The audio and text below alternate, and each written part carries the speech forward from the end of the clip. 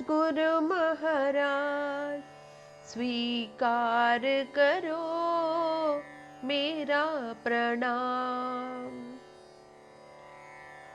श्री श्री परमहंस योगानंद जी की जय हो। योगी कथामृत परिच्छेद 45। कृपया श्री निर्मला देवी को देखे बिना भारत से न जाएं। उनकी भगवत भक्ति गंभीर है। वे सर्वत्र आनंदमयी मां के नाम से प्रसिद्ध हैं। मेरी भतीजी अमिया बोस ने आग्रह भरी दृष्टि से मेरी ओर देखते हुए कहा। मैंने कहा, अवश्य, मैं भी उस नारी संत से मिलने के लिए लालायित हूं। मैंने उनकी ऊंची ईश्वरानुभूति के विषय में पढ़ा है। ईस्ट वेस्ट पत्रिका में वर्षों पहले उनके संबंध में एक छोटा लेख प्रकाशित हुआ था। अमिया कहते चली, मैं उनसे मिल चुकी हूँ। मेरे छोटे से शहर जमशेदपुर में वे हाल ही में पधारी थीं। एक शिष्य के अनुरोध पर आनंदमयी माँ एक मरणासन व्यक्ति के घर गईं। वे जाकर उसकी शैया के पास खड़ी हो गई। उन्होंने हाथ से जैसे ही उसके मस्तक का स्पर्श किया, उसकी मृत्यु यंत्रणा समाप्त हो गई। रोग तुरंत नष्ट हो गया और वह व्यक्ति स्वस्थ होकर आनंद विस्मित हुआ। कुछ दिनों बाद ही मैंने सुना कि आनंदमयी माँ कलकत्ता के भवानीपुर मोहल्ले में एक शिष्य के घर ठहरी हैं। अविलंब मैं और श्री राइट मेरे पिताजी के कलकत्ता वाले घर से चल पड़े। भवानीपुर में वे जिस मकान में ठहरी थीं, उसके पास कार के पहुंचते ही मेरे साथी और मैंने सड़क पर एक अद्भुत दृश्य देखा। आनंदमयी माँ लगभग 100 शिष्यों की भीड़ को आशीर्वाद देती हुई एक खुली छत वाली कार में खड़ी थीं। स्पष्ट था कि वे वहां से प्रस्थान करने ही वाली थीं। श्री राइट ने फोर्ड कार को थोड़ी दूर पर ही रोक दिया और वे मेरे साथ शांत जनसमूह की ओर पैदल चल पड़े। पर नारी संत ने हमारी ओर दृष्टिपात किया। वे अपनी कार से उतरी और हमारी ओर बढ़ी। पिताजी, आप आ गए? इन भक्तिमय शब्दों के साथ उन्होंने अपना हाथ मेरी गर्दन में चारों ओर डाल दिया और अपना सिर मेरे कंधे पर रख दिया। श्री राइट, जिनको मैंने कुछ क्षण पहले ही बताया था कि मैं संत को नहीं जानता था, इस असाधारण स्वागत के प्रदर्शन का अतिशय आनंद ले रहे थे। उन 100 शिष्यों की आंखें भी इस प्रभावशाली दृश्य पर टिकी हुई थीं। तत्क्षण ही मैं समझ गया कि वे संत समाधि की एक उच्च अवस्था में थीं। बाह्य नारी देह को एकदम भूलकर वे अपने को परिवर्तन रहित आत्मा के रूप में जानती थीं। उसी स्तर पर से वे ईश्वर के एक और भक्त की आनंद पूर्वक अभ्यर्थना कर रही थीं। वे मेरा हाथ पकड़कर मुझे अपनी गाड़ी में ले गईं। आनंदमयी माँ, मैं आपकी यात्रा में विलंब कर रहा हूँ, मैंने प्रतिरोध किया। उन्होंने कहा, पिताजी, युगों बाद मैं आपसे इस जीवन में प्रथम बार मिल रही हूँ। कृपया अभी न जाइए। हम लोग मोटर गाड़ी की पिछली सीट पर एक साथ बैठ गए। आनंदमयी माँ शीघ्र ही निश्चल समाधि में प्रविष्ट हो गईं। उनकी सुंदर आंखें आकाश की ओर देखने लगीं और अर्धोन्मिलित होकर निकट सुदूर आंतरिक स्वर्ग राज्य में देखते हुए स्थिर हो गईं। शिष्यों ने मृदु स्वर में गाया, जगत जननी की जय। भारत में अनेक ईश्वरदर्शी पुरुषों से मिल चुका था, परंतु इतनी उन्नत नारी संत से इसके पूर्व कभी भेंट नहीं हुई थी। उनका कोमल मुख अनिर्वचनीय आनंद से दमकता था, जिसके कारण उनका नाम आनंदमयी मां पड़ गया था। उनके अनावृत सिर के पीछे लंबे काले केश लटक रहे थे। उनके ललाट पर रक्त चंदन का एक बिंदु उनके अंतर में सदैव खुले दिव्य चक्षु का प्रतीक था। छोटा सा मुख, छोटे छोटे हाथ, छोटे छोटे पांव, उनकी आध्यात्मिक विराटता को तुलना में कितना विरादाभास था। जब आनंदमयी मां समाधि में मग्न थीं, तब मैंने पास की उनकी एक शिष्या से कुछ प्रश्न किए। उस शिष्या ने बताया कि आनंदमयी माँ भारत में खूब भ्रमण करती हैं। भारत के अनेक भागों में उनके सैकड़ों शिष्य हैं। उनके साहसी प्रयत्नों के फलस्वरूप अनेक वांछनीय सामाजिक सुधार हुए हैं। स्वयं ब्राह्मण होकर भी वे जाति भेद नहीं मानती। उनकी सुख सुविधा की देखभाल के लिए हम लोगों का एक छोटा सा दल सदा उनके साथ यात्रा किया करता है। हमें उनकी मातृवत देखरेख करनी पड़ती है। वे अपने शरीर की तनिक भी चिंता नहीं करती। यदि कोई अन्य व्यक्ति उनको भोजन न करा दे तो वे ना तो भोजन करेंगी और ना उसकी कोई खोज करेंगी। यहाँ तक कि यदि भोजन उनके सामने रख भी दिया जाए तो वे उसका स्पर्श भी नहीं करती हैं। इस जगत से उनका प्रयाण रोकने के लिए हम शिष्यगण उन्हें अपने हाथों से भोजन कराया करते हैं। वे प्रायः कई दिनों तक दिव्य समाधि में लीन रहती हैं। उस समय श्वास लगभग बंद रहता है और दृष्टि एकदम निष्पलक रहती है। उनके प्रधान शिष्यों में उनके पति देव भी एक हैं। अनेक वर्षों पूर्व विवाह के शीघ्र बाद ही उन्होंने मौन व्रत धारण कर लिया था। उस शिष्या ने चौड़े स्कंद, सुंदर सुडौल शरीर, सिर पर लंबे केश और घनी दाढ़ी वाले एक व्यक्ति की ओर संकेत किया। वे जन समुदाय के बीच शिष्योचित भक्ति भाव से हाथ जोड़े शांत खड़े थे। अनंत के डुबकी लगाने से पुनर्नवीन होकर आनंदमयी माँ अब अपनी चेतना को भौतिक जगत पर केंद्रित कर रही थीं। पिताजी, कृपया मुझे बताइए आप कहाँ रहते हैं? उनका स्वर स्पष्ट और मधुर था।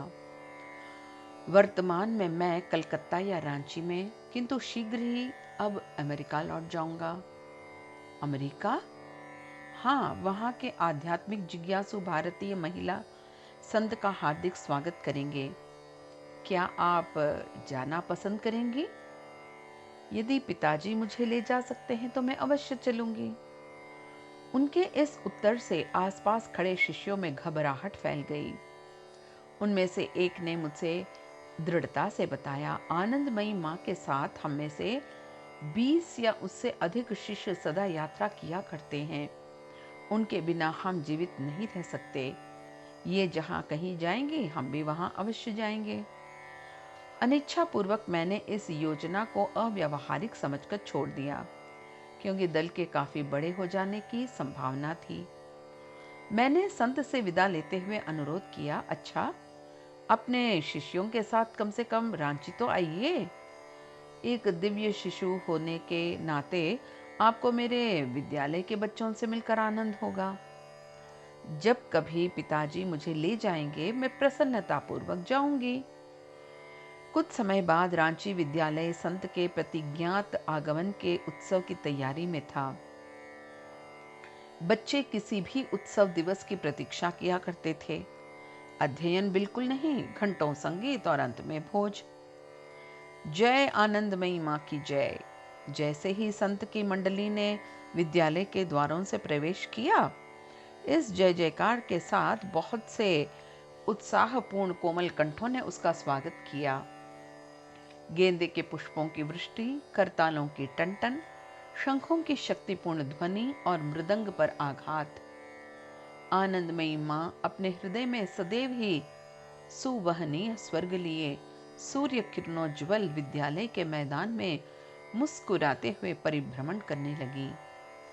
जब मैं आनंदमयी माँ को मुख्य भवन में लिवा ले गया, तब उन्होंने अनुग्रह पूर्वक, यह स्थान सुंदर है, शिशु सुलभ मुस्कुराहट के साथ वे मेरे पास बैठ गईं। वे प्रत्येक को प्रिय मित्रों से भी घनिष्ठतम प्रतीत होती थीं। तथापि एक दूरत्व का प्रभामंडल उन्हें सदैव घेरे रहता था, सर्वव्यापकता का विरोधाभासी पार्थक्य। कृपया अपने जीवन के संबंध में मुझे कुछ बताइए। पिताजी, इस संबंध में सब जानते हैं, इसे क्यों दोहराऊं? उन्होंने स्पष्टतः अनुभव किया कि एक छोटे से जीवन का तथ्यपूर्ण इतिहास ध्यान देने योग्य न था। धीरे से अपना अनुरोध दोहराते हुए मैं हंसा। पिताजी, बताने योग्य बातें तो नहीं के बराबर हैं। उन्होंने अवगणना सूचक संकेत में अपने सुंदर हाथ फैलाए। मेरी चेतना ने स्वयं को इस नश्वर देह के सभी संबंधित नहीं है। पिताजी, इस पृथ्वी पर आने से पहले मैं वही थी। जब मैं छोटी बच्ची थी तब भी मैं वही थी। मैं नारीत्व को प्राप्त हुई तब भी मैं वही थी। जिस कुटुंब में मैं पैदा हुई थी उसने जब इस शरीर का विवाह कर देने की व्यवस्था की थी तब भी मैं वही थी। और पिताजी, आज आपके सामने भी मैं वही हूं। अनंत की गोद में मेरे चतुर्दिक सृष्टि का नृत्य चाहे परिवर्तित होता रहे, सदैव मैं वही रहूंगी। आनंदमयी मां गंभीर ध्यान अवस्था में डूब गई। उनका शरीर मूर्ति के समान निस्पंद हो गया। मैं अपने निरंतर आह्वान करने वाले राज्य में पहुंच चुकी थी। उनके काले चक्षु कुंड निर्जीव और कांच सदृश प्रतीत हुए।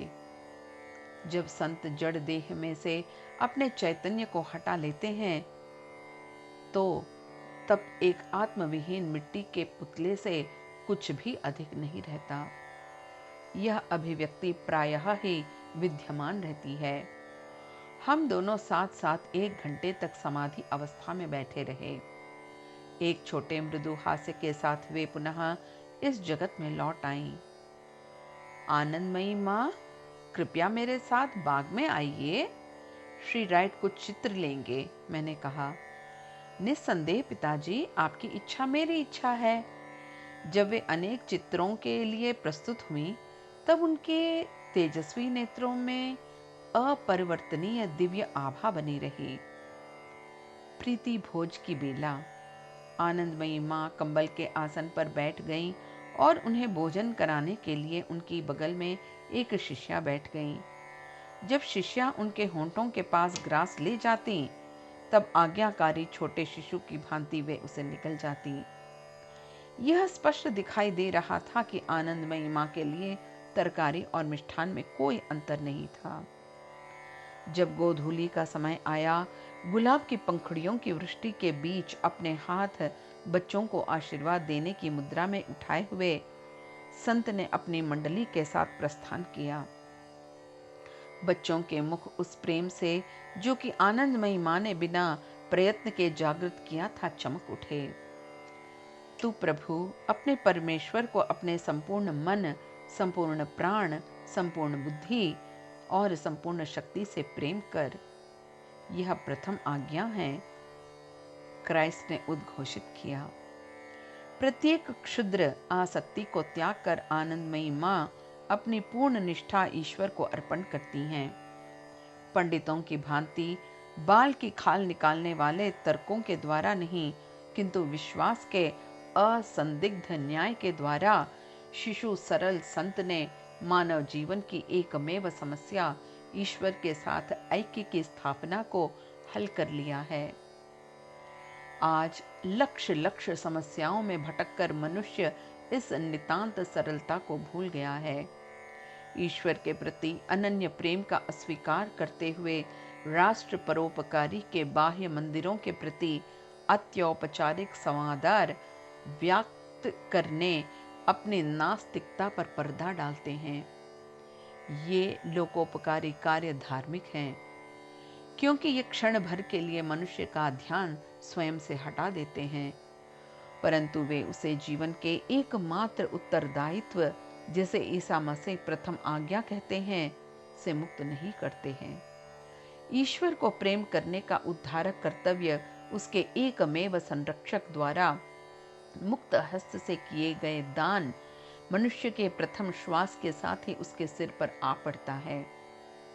आनंदमयी माँ के रांची आगमन के पश्चात एक दूसरे अवसर पर मुझे उनसे मिलने का संयोग प्राप्त हुआ। कुछ माह पश्चात श्री रामपुर स्टेशन पर रेलगाड़ी की प्रतीक्षा करते हुए वे अपने शिष्यों के बीच खड़ी थीं। उन्होंने मुझे बताया, पिताजी, मैं हिमालय जा रही हूँ। कुछ दयालु व्यक्तियों ने हमारे लिए देहरादून में एक आश्रम बनाया है। जब वे गाड़ी में सवार हो गईं, तब मैं यह देखकर आश्चर्यचकित हो गया कि चाहे वे भीड़ के बीच में हों या ट्रेन में भोजन कर रही हों या मौन ध्यान में बैठी हों, उनकी आंखें ईश्वर से कभी भी विमुख नहीं होती। अभी भी मैं अपने अंतर में उनकी अपरिसीम मृदुता की प्रतिध्वनि का स्वर सुनता हूँ।